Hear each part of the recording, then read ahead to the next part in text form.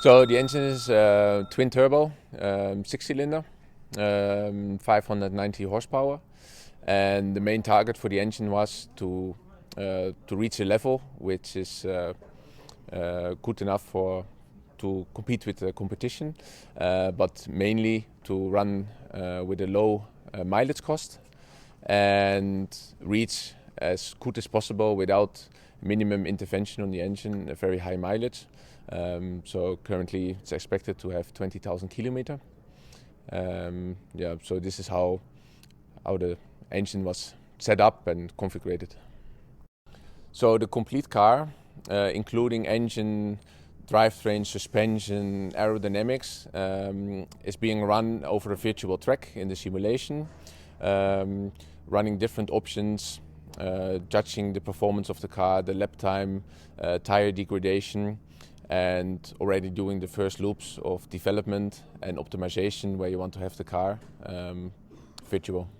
Yeah, I think the combination of virtual racing and real racing, it will get more and more. I don't think it will disappear anymore. I don't think one or the other can live, but they have to live aside each other. I think that could be a good combination for the future. One of the most important points for the GT3 car nowadays is drivability and driver comfort. Cars are used a lot in long distance racing, so the car must be easy to drive, consistent, and the driver must feel well in the car. So in the end of 2018, the ideas came up for the new car. Then you start to look, which car do we take, what makes sense, and the first ideas for the M4 GT3 were born, very rough ideas, and in 2019 I started to go into detail. The final, or let's say the more specific designs were done, and in that perspective also the ideas for the steering wheel came up, and the Fanatec ID was born. Going into detail and seeing what they could do, everybody started to be more and more interested in the project. And once we had the first steering wheels in hand and we got the first drawings in CAD, it came more and more alive, and it started to be really a realistic project. So in the development of the steering wheel, I had a lot of contact with the drivers to see what are their expectations from a steering wheel, what do they want, what do they need, and also with my background of being a former racing driver, I also tried all the prototypes to see if something is unlogic, not nice to hold. So we were in continuously contact in between Fanatec and the drivers. So compare between a steering wheel for a race car or a sim rig.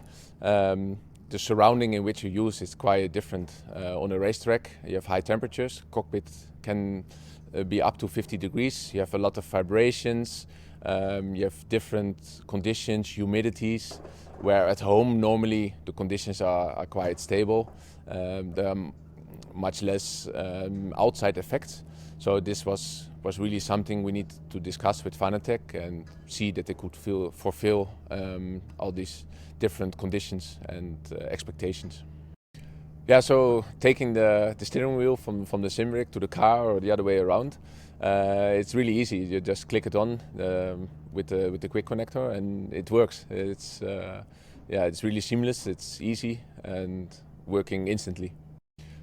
So we had different requirements on the steering wheel, like waterproof, vibration-proof, resist different temperatures, being able to take the steering wheel a lot of times on and off the car, things which normally don't happen so much at home.